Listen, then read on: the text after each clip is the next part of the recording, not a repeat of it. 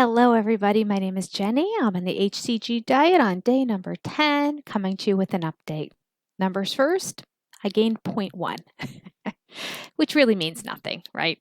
I mean, I could have just drank a little bit extra during the night. I get up and go to the bathroom, usually twice during the night because either my cat wakes me up or I don't know. I've just had 3 kids.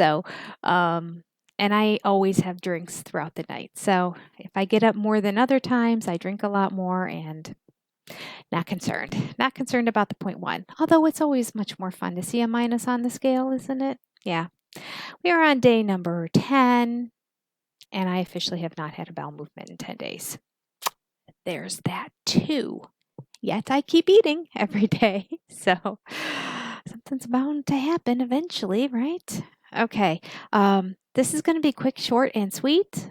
My daughter is coming home from college. I'm very excited. She just had her spring break, and she didn't come home for spring break because she went with the other pre-veterinary students on a trip down the East Coast and visited 4 different vet schools and toured them together as a group, as a whole, like 50 of them all went. And they got back last night.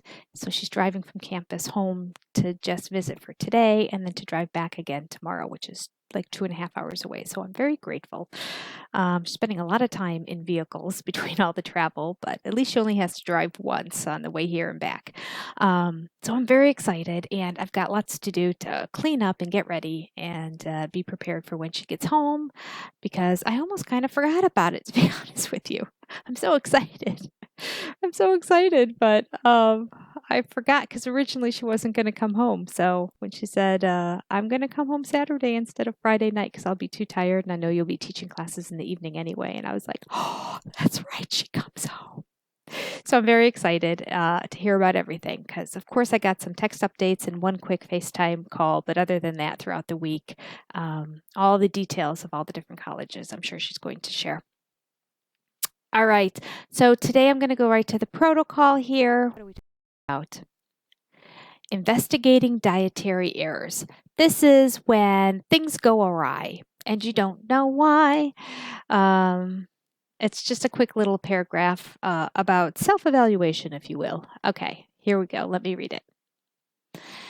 Investigating dietary errors. When the reason for a slight gain in weight is not immediately evident, it is necessary to investigate further. A patient who is unaware of having committed an error or is unwilling to admit a mistake,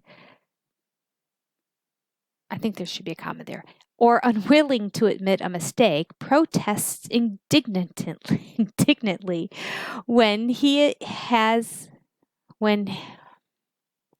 I'm so sorry. I do glance this over, but I don't read it for like the translation throws me off here. Okay.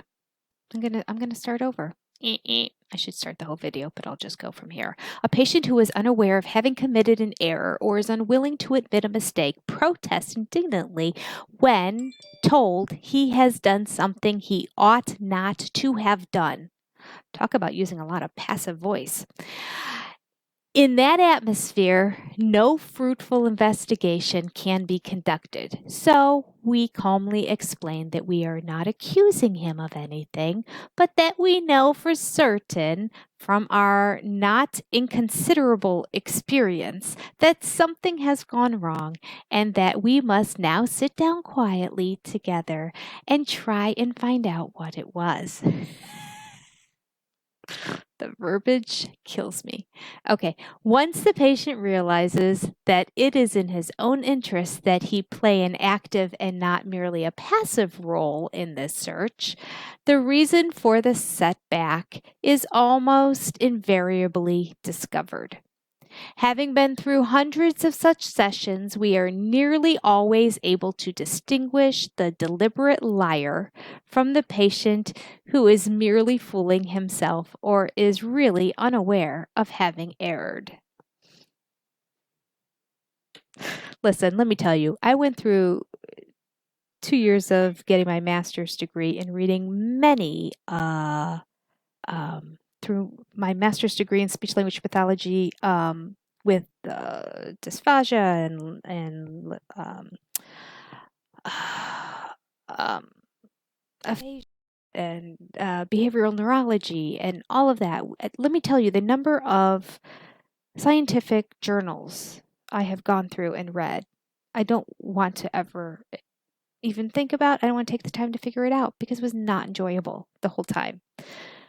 Not one had this kind of verbiage. So maybe this is just like maybe it never got published. I don't know. It had to have been published in something. I don't. Where did Pounds and Inches get published? I'm going to look into that because it just cracks me up how conversational and I mean, the grammar, that's a whole separate thing. Okay, it's another country. So, all right, we have different grammatical structures. This clearly likes to use passive voice. But it just makes me laugh how accusatory he is of the man who's so indignant.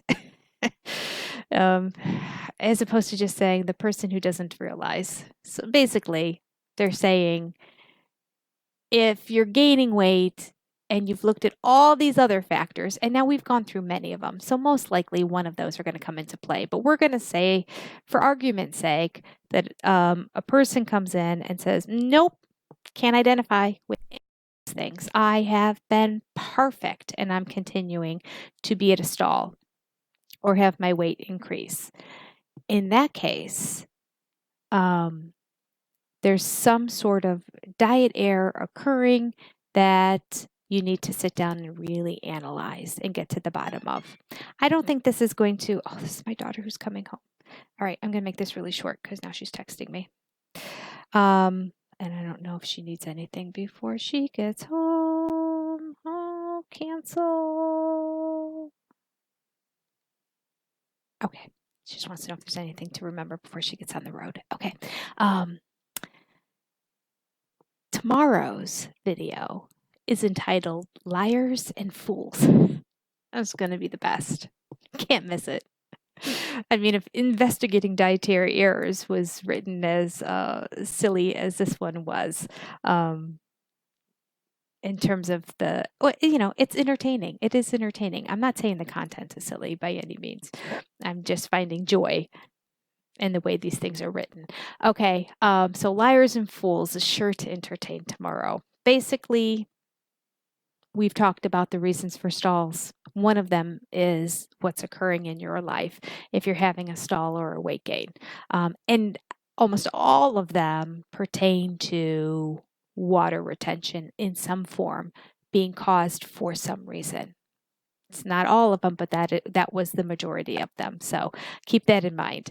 The one that's coming into play with me, 10 days with no bowel movement, is probably the constipation one. Not having a bowel movement.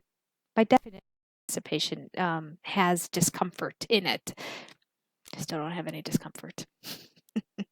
But we'll see. I don't want to take any kind of laxative or anything now because my daughter's going to come home. We'll probably be going out and about and traveling, and I don't want to all of a sudden have to go. So maybe a couple more days before I do something to actively get things moving.